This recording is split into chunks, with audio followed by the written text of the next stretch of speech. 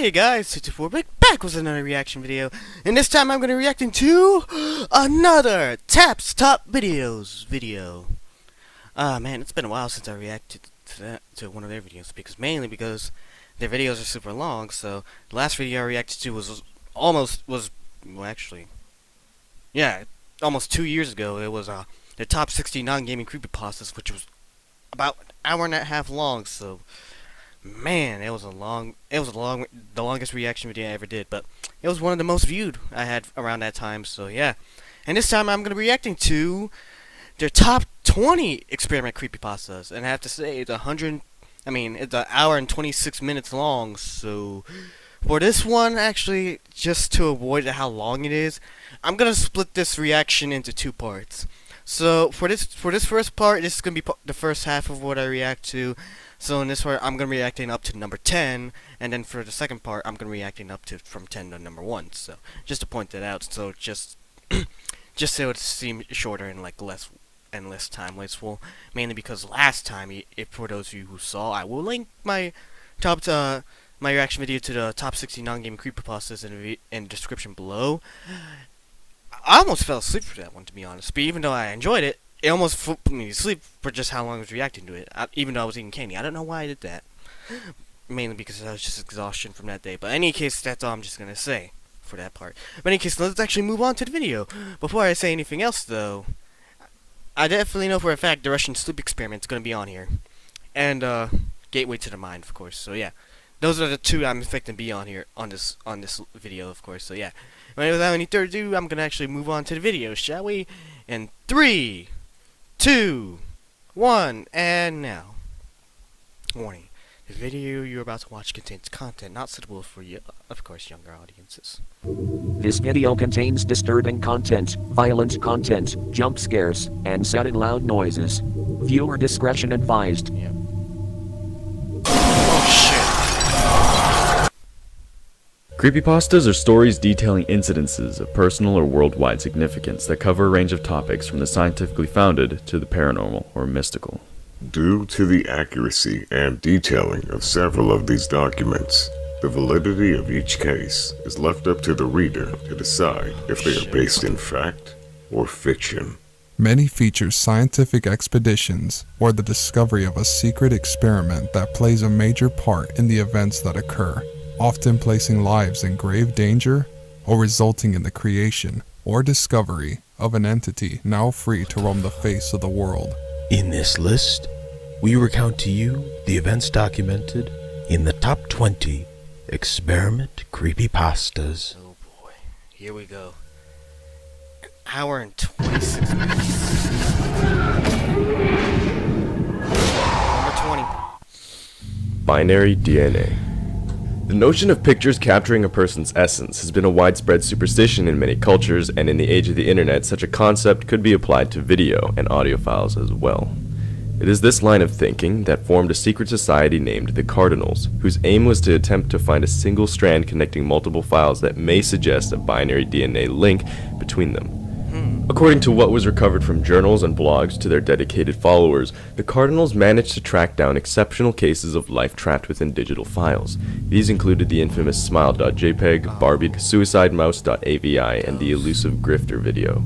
Alongside them, they discovered 3 more distorted files, cradle.avi, needles.mp3, and burningman.jpg, that all resulted in permanent shutting down of computers, nausea, disorientation, and the opening of an image file that could not be closed no matter the operating program. Further investigation into the raw data of each led to the discovery of 7 separate yet similar executable files which they named after the Cardinals members: lust, gluttony, greed, envy, sloth, wrath, and pride. Individually, the files did nothing, but once linked together, they formed an entirely new strain that titled itself barelybreathing.exe. The society backed up the file on the hard drive and began studying it as much as possible before attempting to access it directly, leading to nothing. Their final notice board messages reflected their curiosity and eagerness as they prepared to open the file. The authorities discovered their remains within the hidden workspace, all mutilated beyond recognition, burnt severely, and slashed repeatedly to the point that not a patch of skin was left untouched. Their desktops had been destroyed, and the only data recovered from them was a command to run their new program. Although police confiscated the hard drive containing it, barelybreathing.exe continues to pop up deep inside the web, causing carnage wherever it goes. From the binary DNA strands of haunted files, a new form of life appears to have been born, although for now, its ultimate purpose remains unknown. Man, that kind of stuff always freaks me.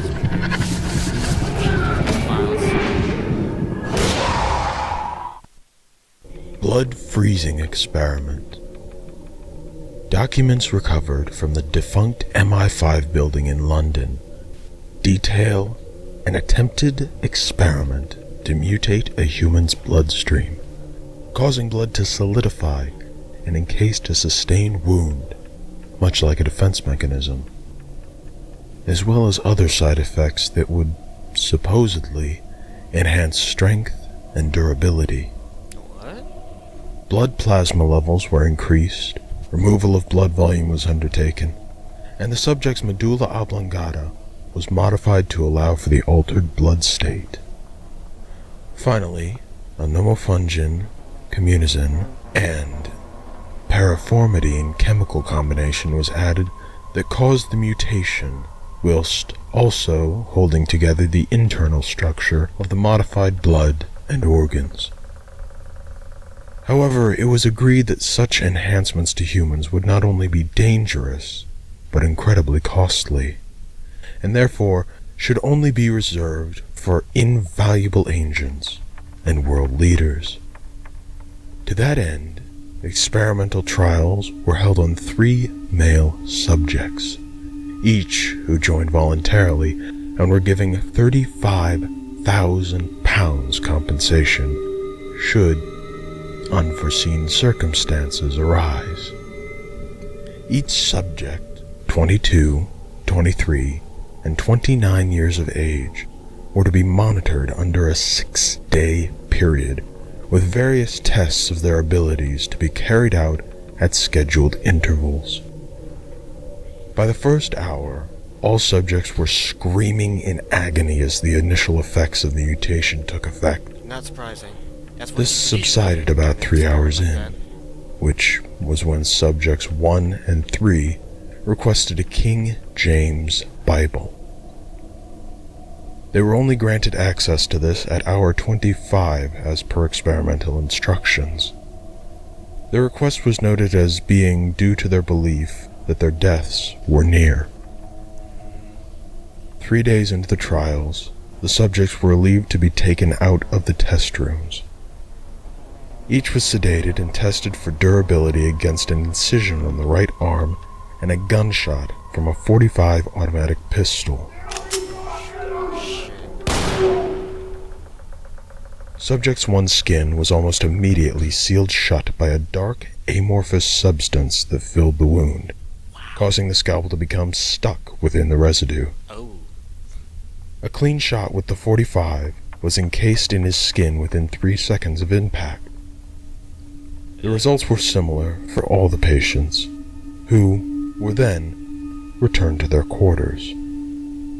Unusual behavior from the subjects was recorded at hour 80. Each subject remained seated on their beds, moaning and unable to make eye contact. At the 110th hour, subject 1 passed out. A scientist retrieved a blood sample and discovered that his blood and the blood of the others had an unusually high acidity reading at about 5. The levels decreased slightly by 127 hours and remained constant at a pH reading at 4.4. Unusual silence and signs of aggression were noted leading up to the final tests at hour 144. Physical observation of each subject noted a distinct change in their appearance.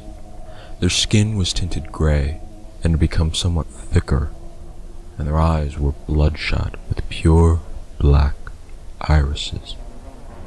This caused concern amongst scientists that further modifications would need to be made before another trial run.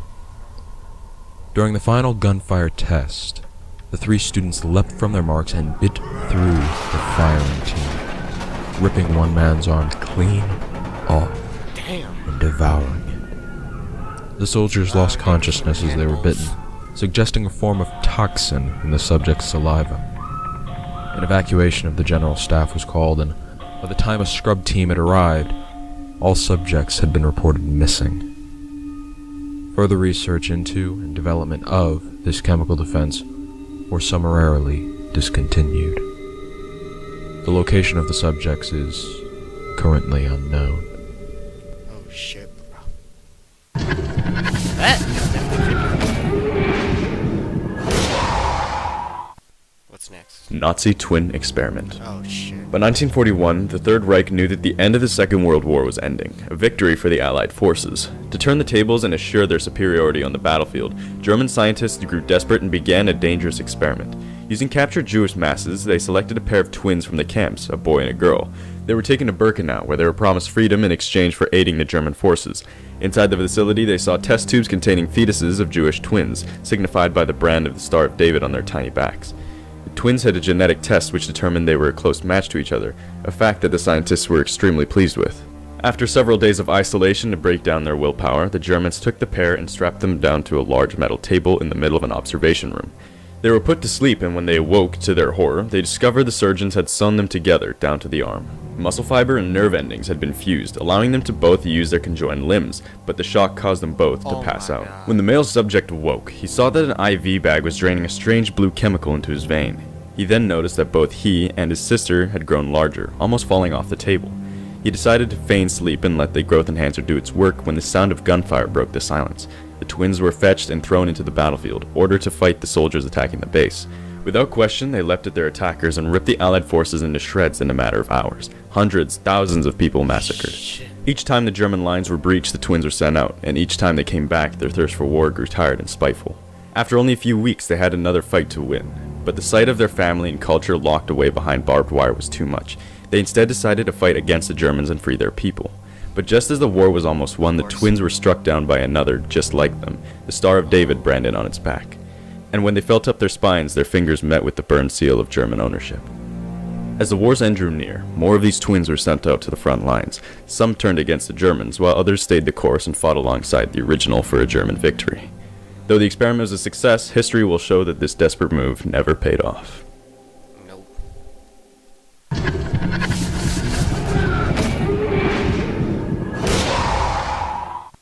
Patient number 00179883.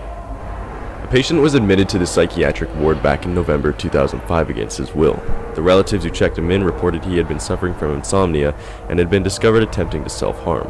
According to the patient, he had been awake for longer than they'd believe. The man was taken in under the number 00179883 and immediately treated for his insomnia and many fresh wounds found around his body, wounds that the new patient began picking at during his first evaluation, reopening them. During the interview, the evaluator Dr. Emile Lafayette diagnosed him with paranoid schizophrenia after 983 made mention of a female who was apparently quite hostile. He opted to not explain further, as he admitted it was unlikely anyone would believe him until she hurt someone. His dosages were summarily adjusted. He was taken to room 409 where another patient was already taking residence. Only 15 minutes later, patient 00178802 requested to be transferred to another room, as did 983. Both requests were denied. Several hours after that, 983 attempted to claim Dr. Lafayette ordered him to move to the isolation ward, and patient 802 backed him up on said claim. That was again denied. At midnight, orderlies responded to loud noises coming from room 409 to find patient 893 struggling and ordered the lights to be turned on before she comes. This time, patient 802 does not respond to any activity in the room. 20 minutes later, another commotion was heard, and the staff discovered 983 on the floor, restraints twisted and broken, and patient 802 dead. His face was slashed mercilessly, and his eyes gouged out of their sockets. Only at this point was 983 transferred to isolation room 626, while an autopsy was carried out on his deceased roommate. The coroner discovered the slashes had dug deep into the face, even hitting bone, and the cause of death was extreme exsanguination. A later procedure was conducted on patient 983 to determine if he had eaten the eyes of his former roommate. This theory was disproven, however. His vital signs were of a troubling nature, and his restraints were upgraded to full body to prevent further injury. The following day, another psychiatric evaluation was conducted with Dr. George Tulling, suggesting a possible dissociate identity in the form of a woman, using her to distance himself from the horrible murder of the night before. Around-the-clock observation was advised, much to the dismay of patient 983, who continued to warn the staff against taking such actions. After further attempts to turn off the observation room's red light, the head of patient care division, Charles McKinney, stepped in and reinforced the policies of the hospital and its unwavering duty of care. This was echoed by Dr. Lafayette, who noticed that the red sleep lights had been turned off momentarily despite warnings. In the dead of the night, the orderly working the observation shift wrote an unfinished even report complaining about the unceasing screaming coming from patient 983. It tails off just as he considers injecting his ward to stop this agony for good. Dr. Lafayette detected an unauthorized entrance in the isolation ward and attempted to investigate this breach of conduct. She relieved the staff member and took over the observation herself. Over 9 hours elapsed before another report on the incident was filed. Dr. George Tulling conducted an interview with the new patient 0017986, a former staff member who was found setting the observation room ablaze, along with the equipment and data with it. Lafayette was removed before he could perish and was put under immediate supervision and treatment. Addendum: a secondary report was filed contradicting the original report. Dr. Tulling recommended to Charles McKinney the immediate isolation of Lafayette until an unspecified female has made an appearance before cremating them in the body of patient 983. They hope that any investigation will conclude that both patients perished in the fire, and that no one in the know will require a stay in the psychiatric ward themselves.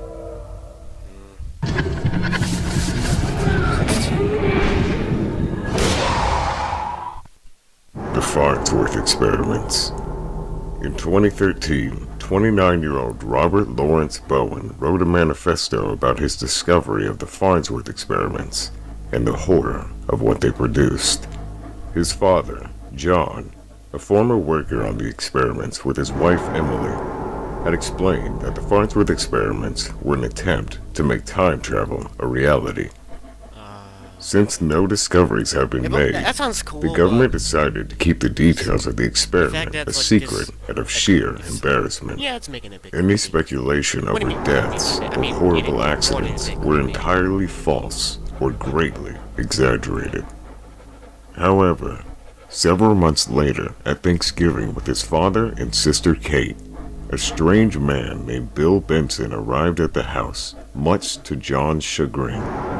They conversed privately, with only a few phrases about going back and denying the truth being audible.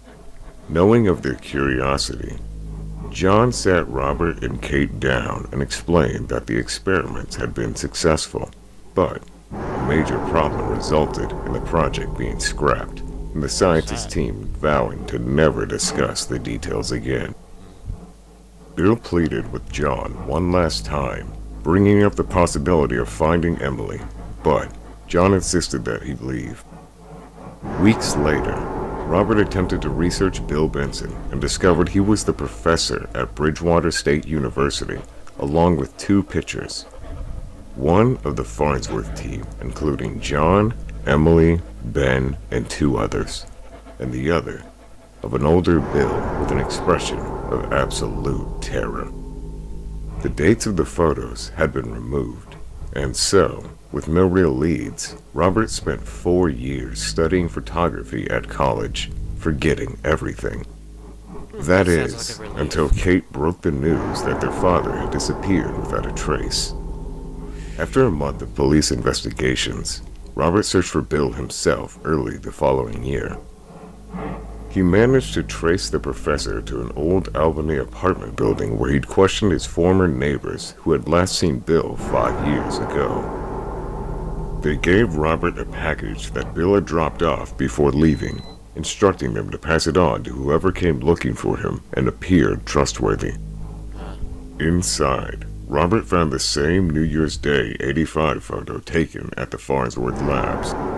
There were also reams of paper with complicated readouts and an old cell phone.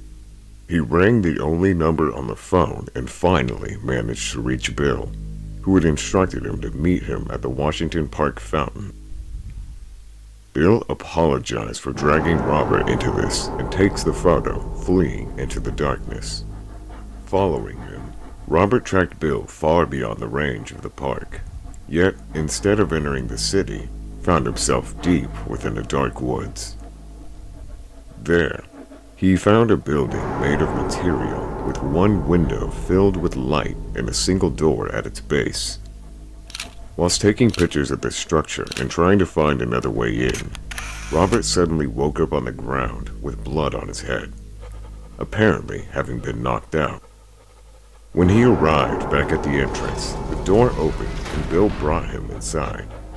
He explained that the Farnsworth experiments took place here, in the basement, and that their sudden transportation here was a result of the experiments themselves.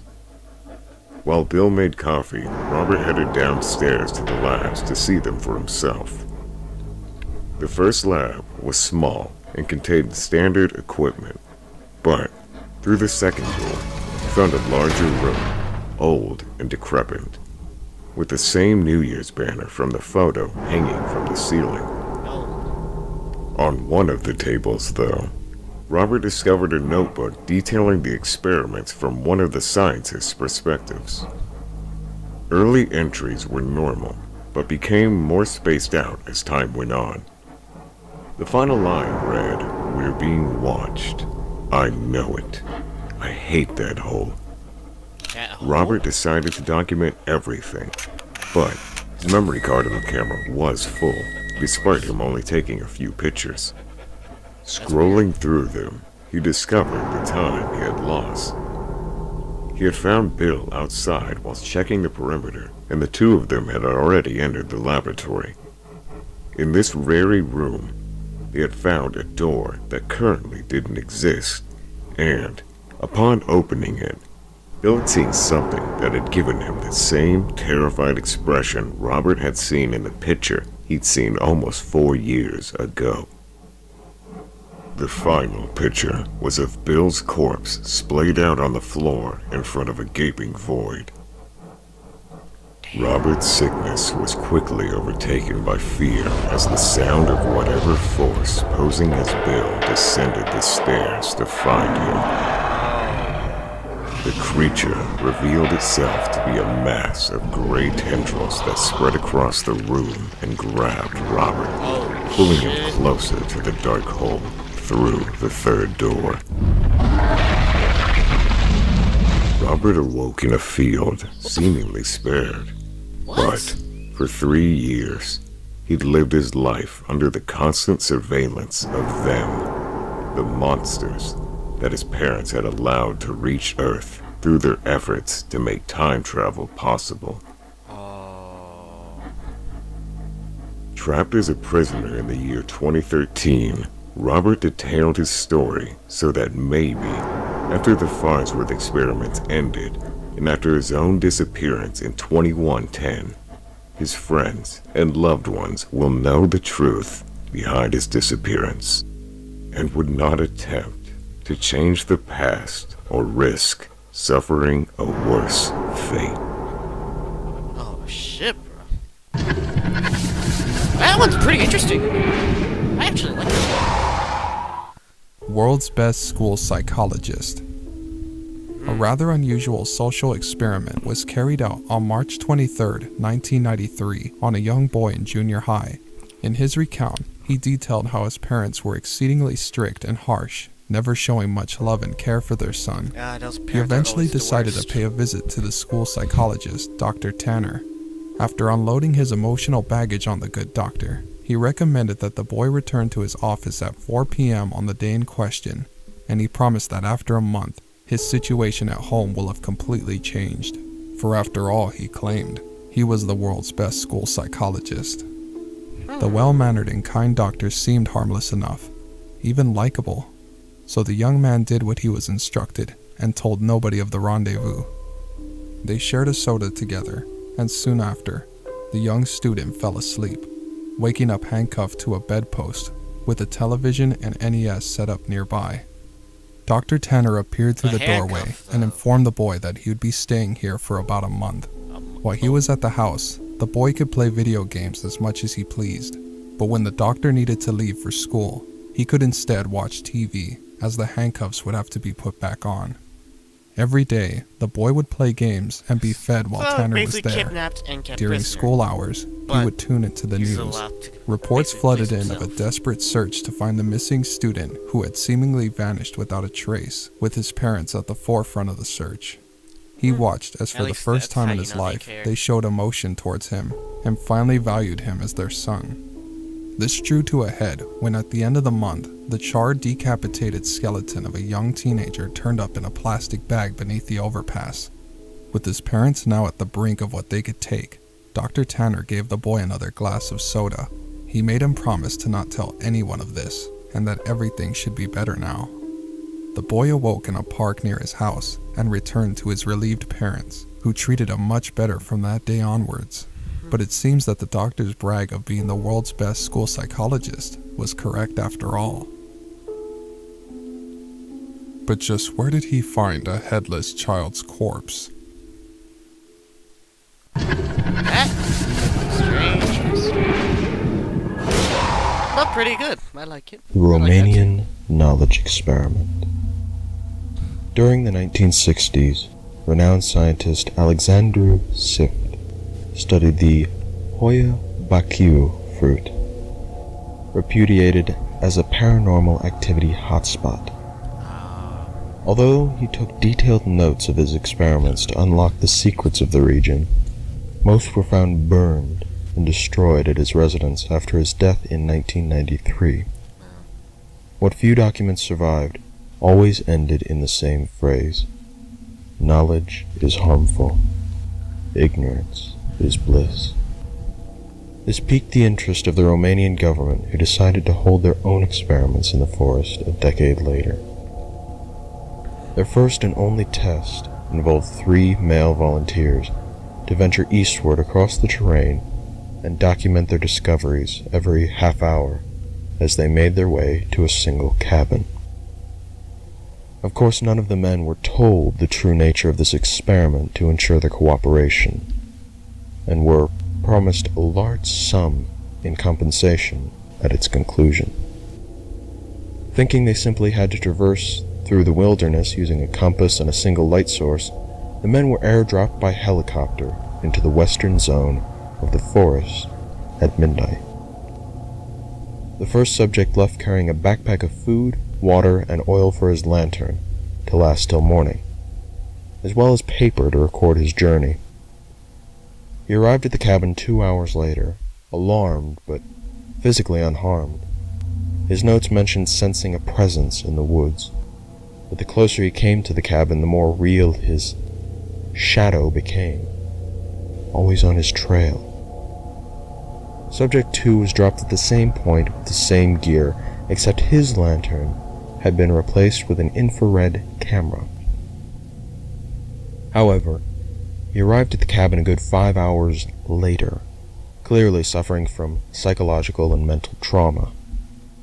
He spent the next few months in a psychological care before recovering. His notes were further spaced apart and detailed his frightening journey as he fled and hid from what he describes as a glowing red shape through the camera.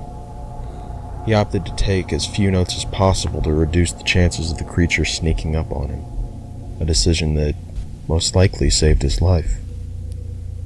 The final subject was again given the same gear, except he had a night vision camera. Despite waiting until dawn, the man did not arrive at the cabin. As the agents left, they discovered his crumpled notes outside on the doorstep, but no trace of the man who wrote them.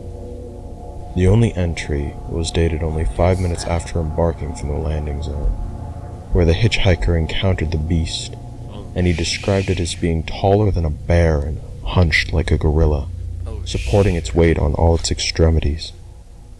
Its eyes were said to be pitch black, and it began pursuing him, knocking aside trees as it ran, which is where the notes end. The experiments were discontinued in that area, and the Romanian government secured the entire forest behind an electrified fence and watchtowers under 24-hour guard.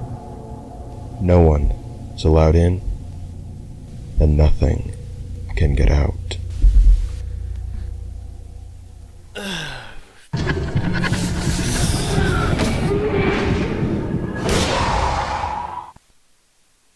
The Harbinger Experiment.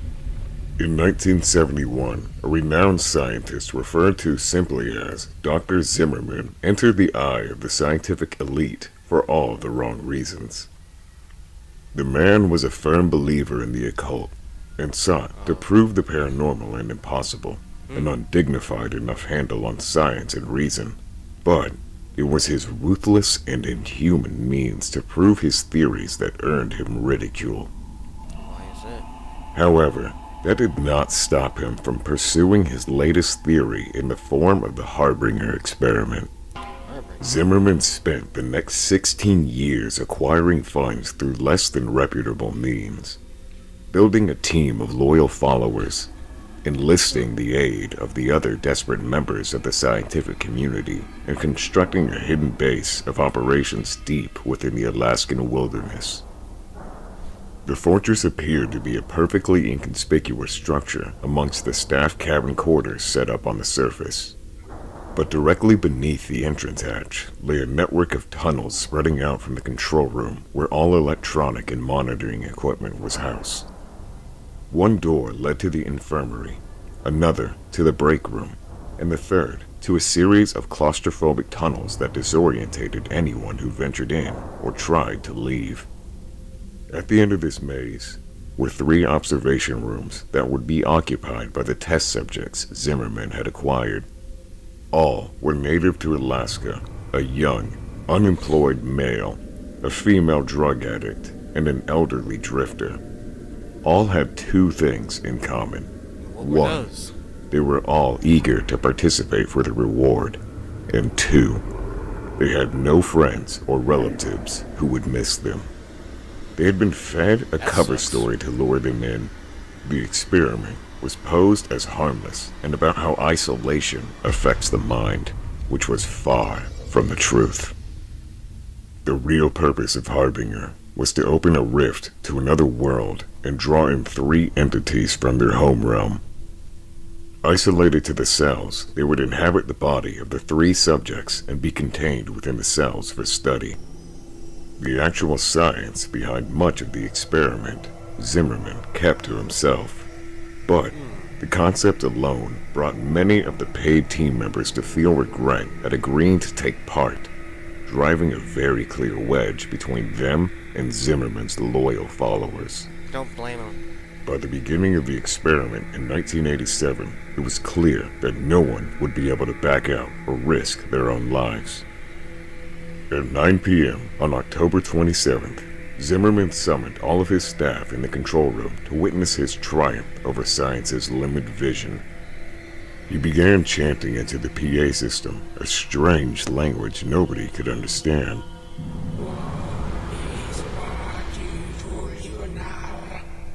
After several Okay, minutes, now that was the creepy. ground began to rumble, and the cameras to the cells cut to static. The subjects' loud shrieks of terror carried through the narrow passages all the way to the scientist, and over an hour later, everything ceased. Although the cameras still did not reveal anything, Zimmerman was clearly pleased with the results and ordered the staff to bed.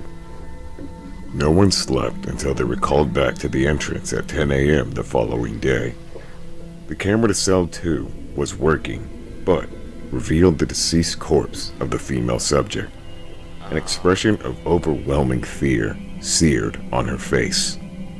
Zimmerman ordered the monitor be turned off and the picture to the other 2 cells re-established. Almost 2 hours later, cell 3's camera was repaired, but the occupant was no longer human. What was Subject 3 had been mutated into a tall, gangly creature. Its head had expanded, and the eyes were deep, wide voids that stared into the souls of those watching it through the monitor. Oh shit, bro. Everyone, even Zimmerman, were shocked and horrified with the results. He ordered a team to cell 1 to ascertain the conditions of its occupants. The 4-man team rushed into the maze, clearly still shaken by the images they had received. I don't But blame him. when they had arrived at cell 1 and opened the door, the feed cut off in the hallway, and the sounds of gunfire and screams echoed back.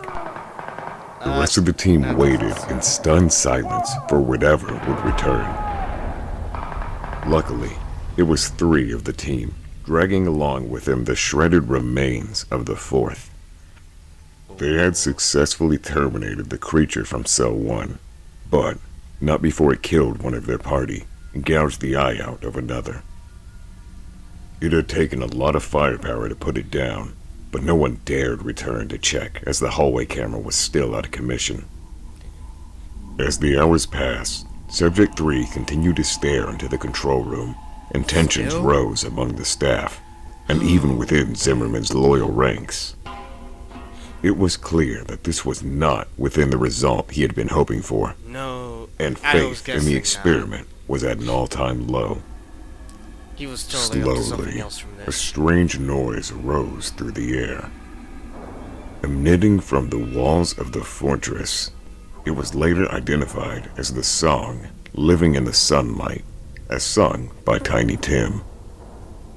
It kept repeating over and over until it reached a volume so high that the scientist had to yell over it to communicate. When the ground rumbled again suddenly at 8 p.m., the music ceased.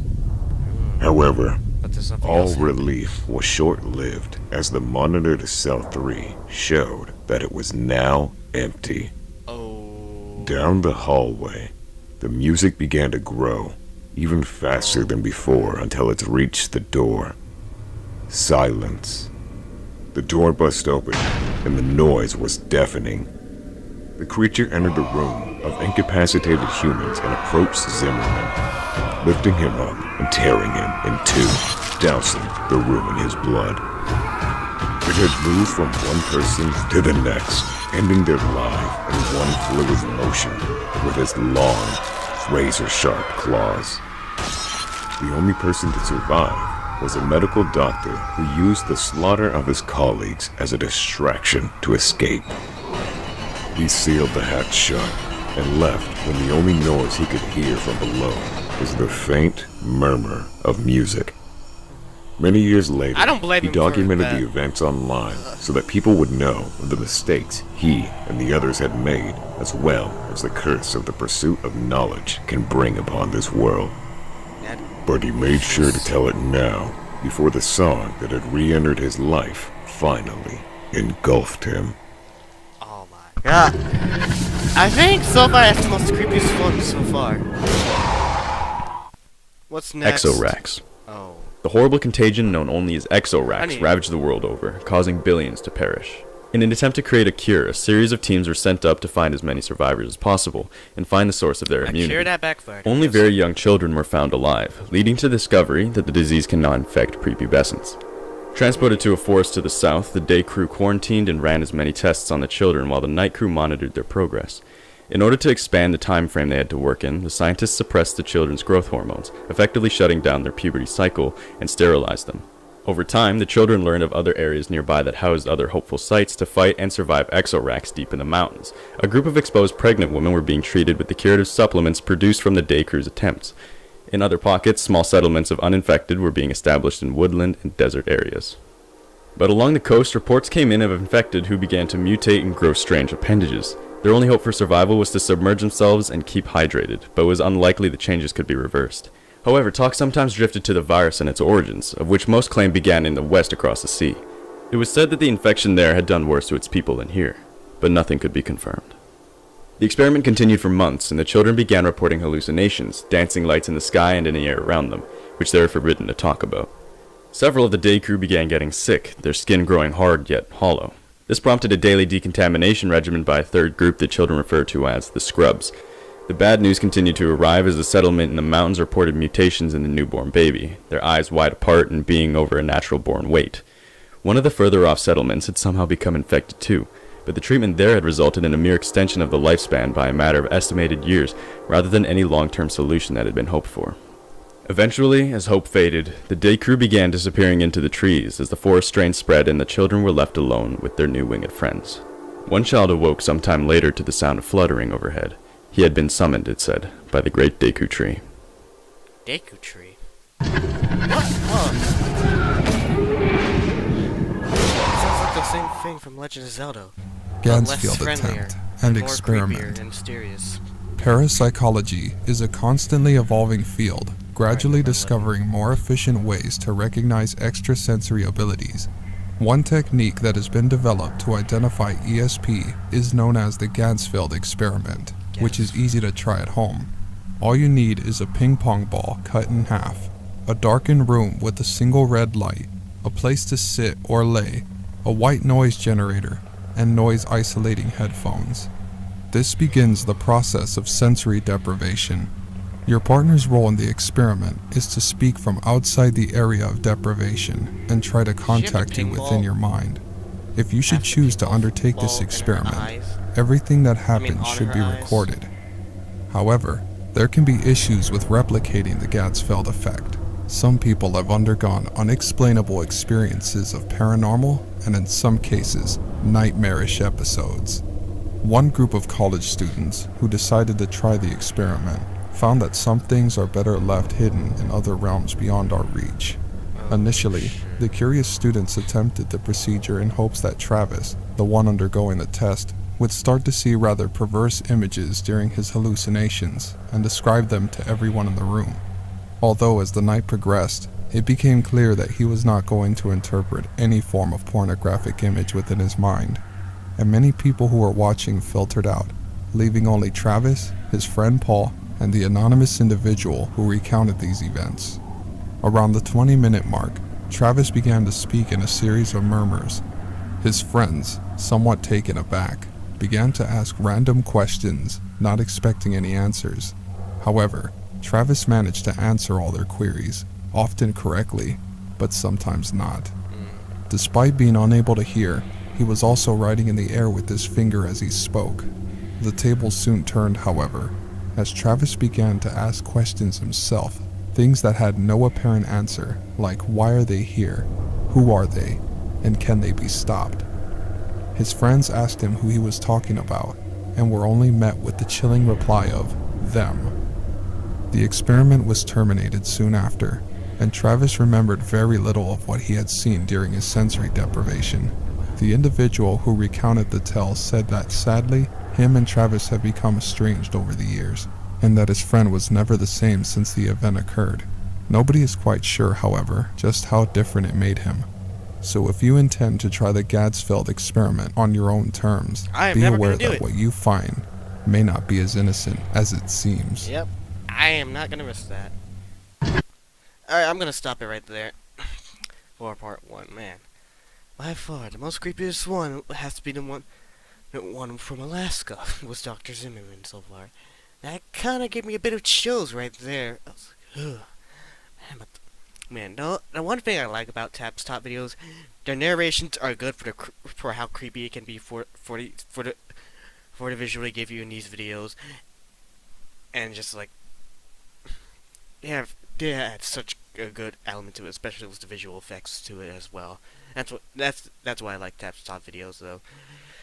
I plan to do other things for them later in the future if I get the time, or if I bother to. It's just usually I don't know when I'd be able to do it, especially with other stuff I'm working on for the future of my channel. So this is the first half. I have yet to see the Russian experiment in here. I mean Russian sleep experiment, but it's bound to be on here, I'm guessing, because why wouldn't it be? So I mean, it's gonna be in the top 10 because that's like one of the most famous experiment creepypastas. So I'll probably gateway to the mind if that's considered. It's considered an experiment creepypasta. So it probably might be the next one I see or the other ones, but I don't know just yet. But I'll have to see for when I do the second half. So yeah. But overall, let me know what you guys think of this. So I saw I didn't speak that much, but like the visuals got me a bit into it, and just the narration, just listening to it was just like, you know, you get that moment where you're just listening and looking at everything, which is like, whoa. It's just like, damn, you don't have much to say. It's just like, it gets you a bit mysterious and just a bit chills. So yeah, but not that much to me. The closest one, like I said, was Dr. Zimmerman in Alaska. So, but that's live today. So for those who are watching, let me know what you guys think of these. If you like Tap's top videos, or if you never watched Tap's top videos, go to their channel. I mean, they do a lot of top videos that are really good, even though they're really long. I know they're really long, but but their videos, their top videos are really good though. Even though they're really long, they're extremely good. So I highly recommend you to go check them out because they're I like them and they're really good for this kind of stuff. But let me know what you guys think about this. How do you think the top videos are good at adding creepy elements? Do you think the creepypastas you've done so far are creepy? Let me know in the comments section down below for those who are watching, and for those who are, please thank you for watching. Please leave a like for this video for more reaction videos like this in the future, and I also do more than reactions on this on my channel. So, and subscribe for more videos like this in the future. Hopefully they're less longer. Nothing against top videos, but it's fun explaining it to two parts. So yeah. Well, in any case, that's all for this video. Like I said before, thank you for watching, and until part 2 and my other videos in the future, 224 Vic is out.